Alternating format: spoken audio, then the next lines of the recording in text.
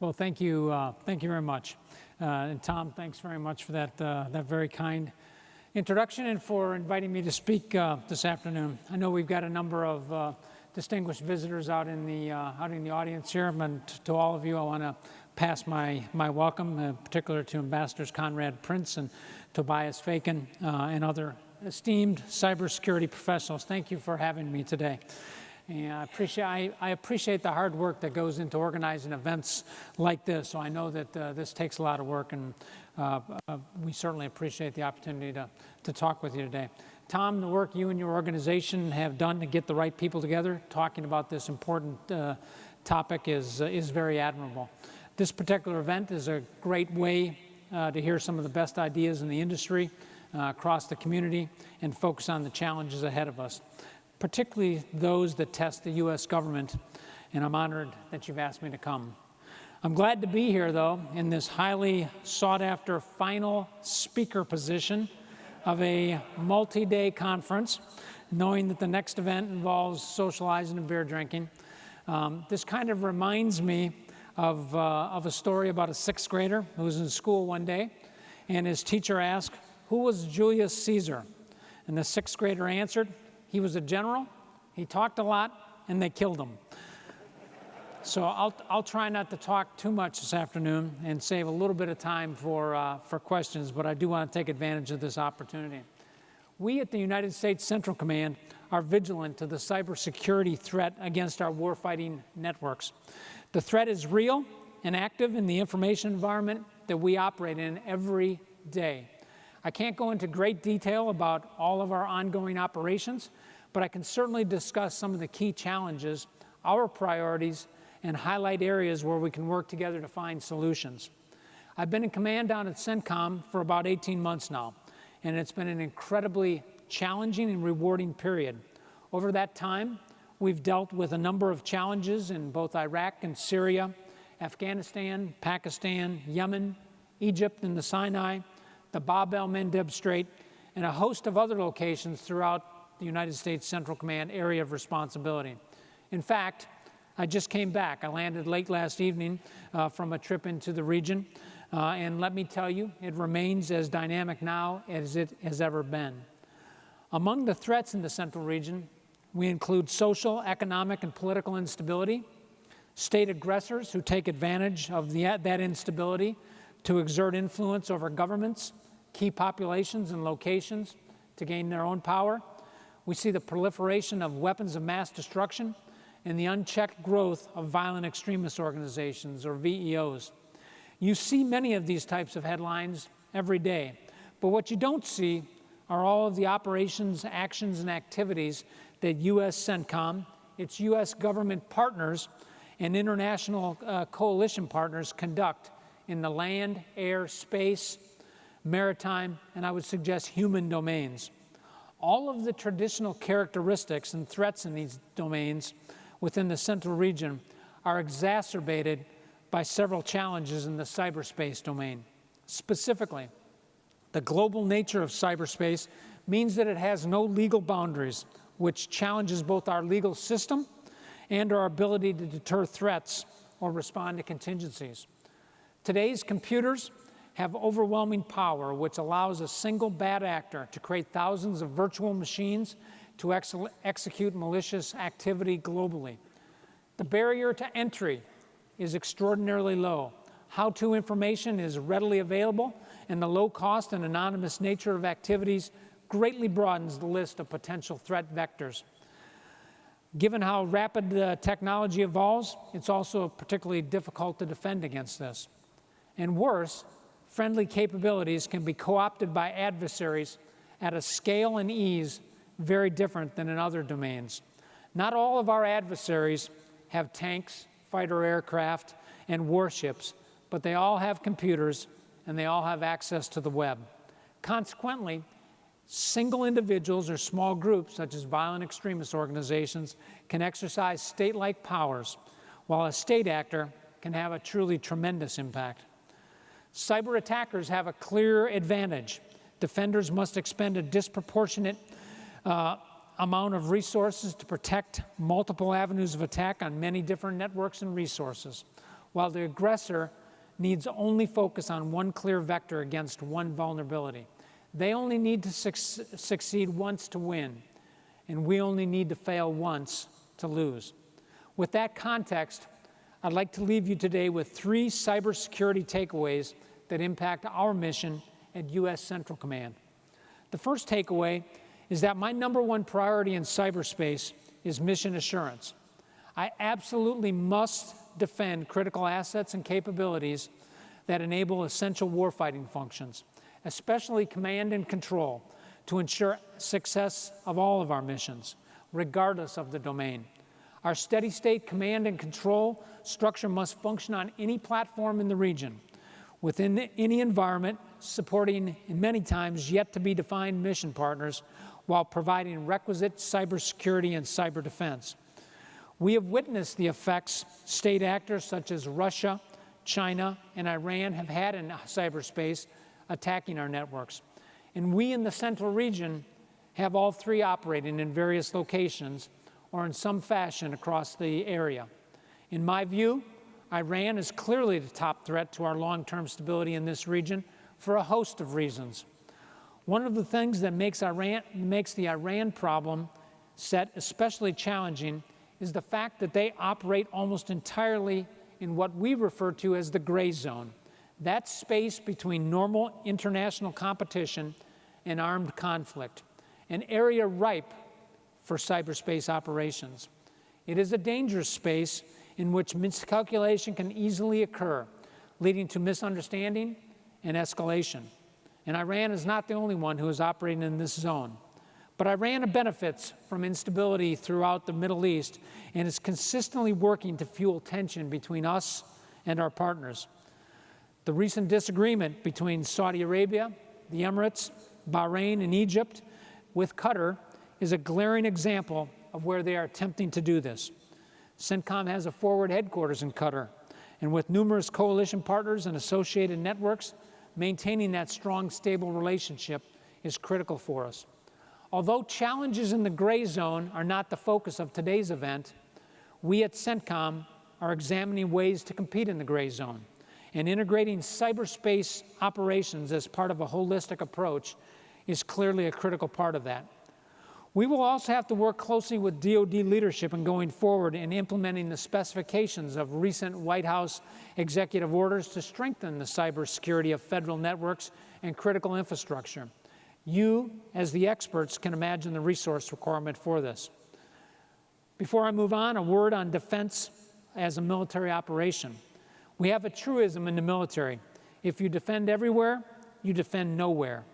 This speaks not only to the resource requirements of defending in physical terrain, but also to the planning and focus it takes from other operations. To help planners, we give guidance and priorities to help identify what we call key terrain in the physical domains to focus our efforts. Identifying key terrain in cyberspace is a critical first step towards achieving mission assurance. And as you can surmise, both helps us plan and requires resources from the defense of other areas. Further complicating matters is the fact that this key terrain in cyberspace can reside in the Department of Defense, non-Department of Defense, commercial, or even friendly foreign cyberspace. The second takeaway that I want to leave with you today is that we in the department are challenged by how we deal with this threat environment. For starters, our geographically aligned command and control structure does not make us terribly agile within cyberspace. What I mean by this is that at CENTCOM, we have narrowly defined policies and authorities to execute cyberspace operations at all, let alone execute the required initiative and adaptive thinking towards countering this pervasive threat. For very good reasons and concerns over cyberspace operations propagating outside the intended joint operation area, a lot of the approval authorities to execute these types of operations reside with the President or the Secretary of Defense. At the strategic level, this arrangement makes sense and is actually helpful as global cyberspace operations are synchronized to better support geographic combatant commanders like me. At the operational level, however, the level at which cyberspace operations are integrated with conventional and special operations forces, this can make approval so cumbersome that the capabilities are nearly irrelevant. Compounding those challenges is that in the central region, we already rely on non-DoD networks and infrastructure, including those in the private sector and those belonging to our many mission partners. For example, in Afghanistan, our classified Resolute Support Network is compatible with U.S. Centrics, but is managed by NATO. The contractors who secure these networks can be Hungarian, Romanian, or a variety of contractors from other alliance members. Security of these systems is the responsibility of the network owners. However, we must find a way to ensure mission success when these systems come under attack. We must also successfully balance the requirement to protect information from ever more capable adversaries against the requirements to enable access to the information that all of our mission partners need anytime and anywhere the mission dictates. It's a balance that we spend a lot of time and effort trying to achieve, and we must get better at, since coalition operations are here to stay, and they are only going to become more prevalent in the future. I would point out, however, we had a recent success in coordinating the lethal effects of our special operations and air components with highly targeted and effective information and cyber operations. This recent operation leveraged the efforts of several government agencies and international partners to maximize the impact against our enemy, in this case ISIS, both in the terrestrial and virtual environments. We have found that just as on the kinetic battlefield, our enemy remains highly adaptive in their cyber capabilities. And with this operation, while highly successful, we had a limited duration impact before our adversaries were able to reestablish their virtual presence. This model for success is being replicated in planning for future operations and will be used to maintain pressure on these enemy networks, be they located in Iraq or Syria or on servers throughout the world. And with time and effort, we hope to expand the duration of impacts on our adversary capabilities. The last takeaway that I would like to note is that we are working diligently to better integrate cyberspace operations into our campaign plans, as well as maturing CENTCOM's use of the cyberspace domain. Historically, cyberspace operations have been stovepiped and executed independently. As the domain has matured, we have started integrating cyber operations into all of our planning efforts. Current efforts, however, are limited by the lack of qualified and experienced cyberspace planners. Ideally, U.S. CENTCOM should have a cyber component command, much like we have an Army and a maritime and a Marine and an air component. But resource constraints mandate that U.S. Cybercom control the limited cyber assets we have now. As I alluded to earlier, this relationship works well to manage those limited assets at the strategic level, but it is at the operational level where we need most improvement. As all of you know, we are currently conducting a Defeat ISIS campaign in both Iraq and Syria, and indeed in a variety of other areas across the region and around the globe. As part of this operation, we are seeing a relatively new phenomenon arise that a team of CENTCOM analysts recently wrote about for the Center for a New American Security. As friendly forces on the ground have been successful in taking back physical terrain from ISIS's so-called caliphate, a virtual caliphate has arisen online. This virtual safe haven allows ISIS to continue inspiring its base with its radical ideology, further develop its community of e-citizens, and direct or inspire attacks across the globe. We need private industry and to partner with DoD to defeat ISIS in cyberspace, safeguard our networks from attack, and remove their access to our youth through social media, and root them out from the corners of the dark web. As you can see, there is fertile ground for us, DoD and industry and the whole community, to work together and make great progress in how we integrate cyberspace capabilities in the defense of our nation and the pursuit of our strategic aims. Again, I want to thank all of you today for the invitation to be here. There's a tremendous amount of expertise in this room, and I'm glad that you've had the opportunity to share your ideas and opinions and views on this incredibly important topic. And with that, I'd be happy to take a few questions.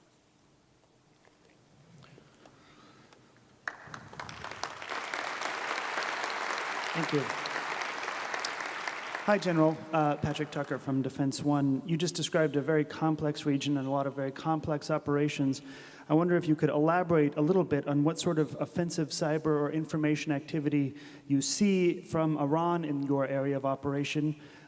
What do you see that you can speak of from Russia, for instance, and how might those affect the mission? Thank you. Well, thanks. I think one of the key things that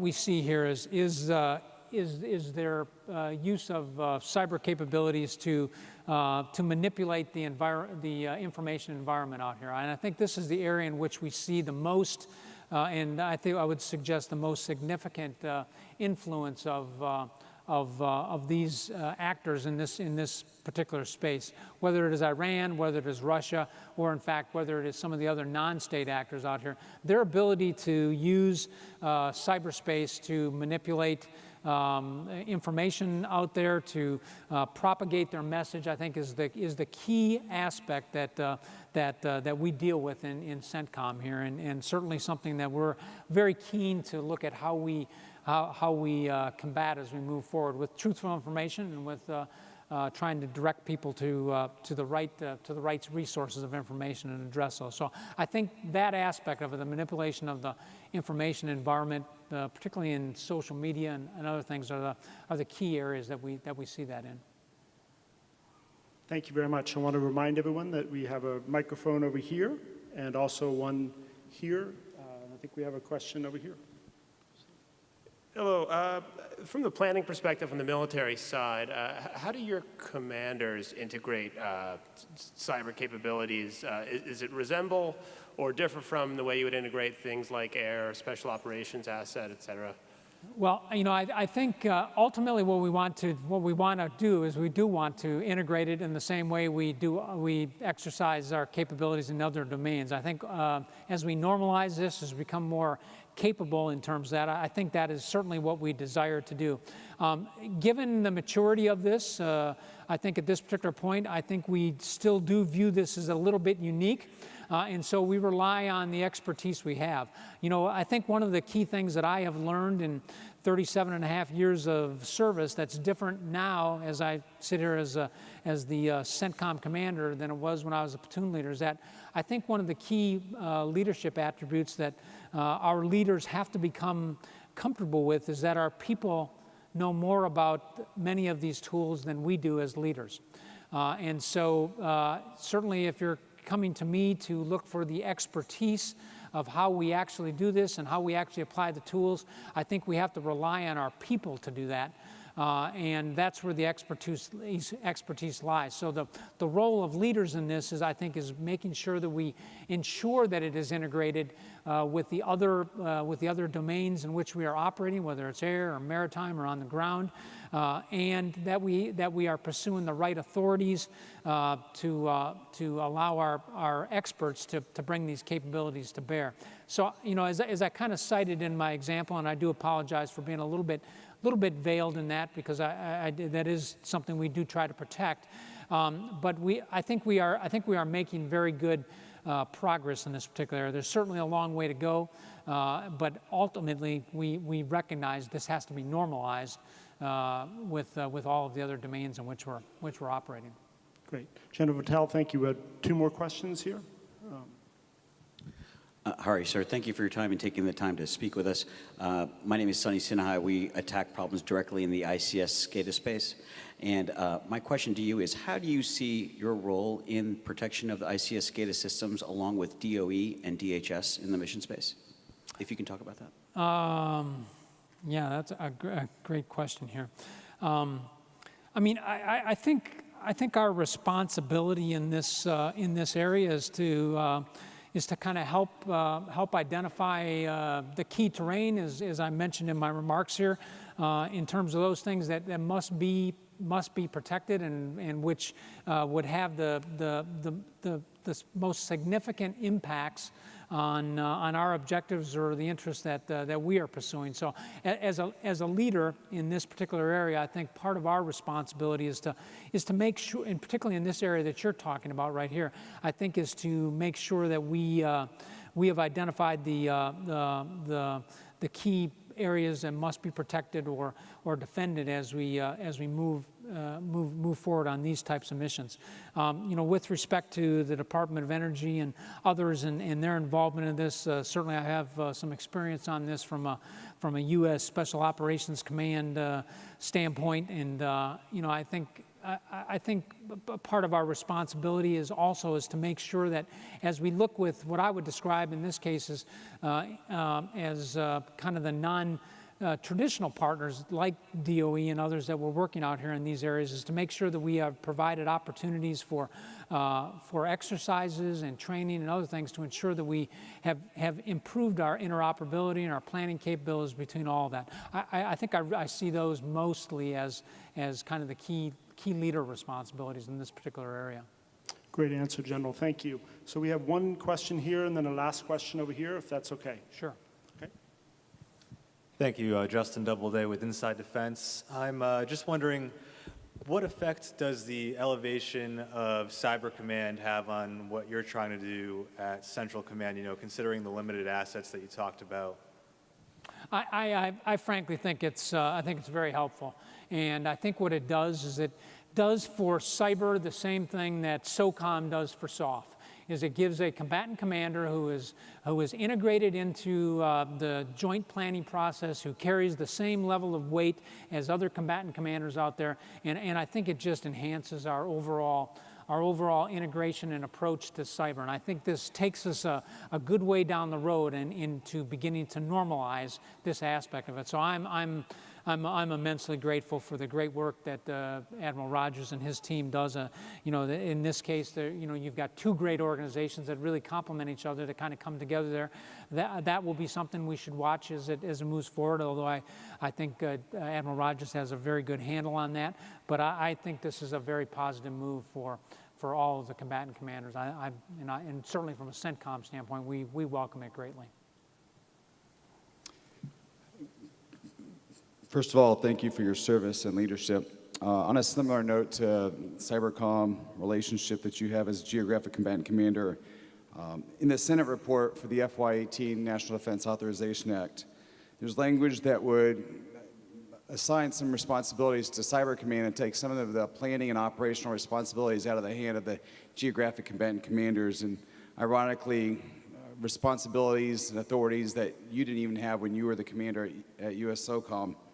Could you talk about that and kind of what is your view on that language, and do you support it, or would you like to still, as a Geographic Commander, maintain those authorities? Well, I think certainly any commander wants to retain the greatest amount of flexibility that he can and authorities that he can to do the things that he determines are necessary. In this case, I think we're looking at a very unique aspect here, and so I'm not particularly threatened by that language here. I'm very confident. I have a high level of trust in CyberCom, and certainly in Admiral Rogers in his ability to help integrate those things. In my experience as the U.S. SOCOM commander, one of the principal things that I did for the other combatant commanders was really provide them advice and help them with how we optimized special operations capabilities within their areas. And I did have authorities that were unique to me, that were not necessarily unique to the combatant commanders, but I think we were able to actually integrate these things quite nicely in support of what the combatant commanders, the geographic combatant commanders at the time required. So in my view, this kind of comes down to trust much more than it does to where the authorities lie. And I think, frankly, with the group of combatant commanders that I work with, and under the kind of our new national military strategy being orchestrated by the chairman of the Joint Chiefs, I think we're actually in a pretty good position to take advantage of that. So certainly every commander wants all the authorities he can have. and everybody would want that. But in this case, where we're talking about some very unique capabilities, we're willing to put our trust in the cybercom to help us achieve our objectives. Okay, thank you. Thank you all very much. Appreciate it. Thanks, Tom. Thank you. Appreciate it. Thank you.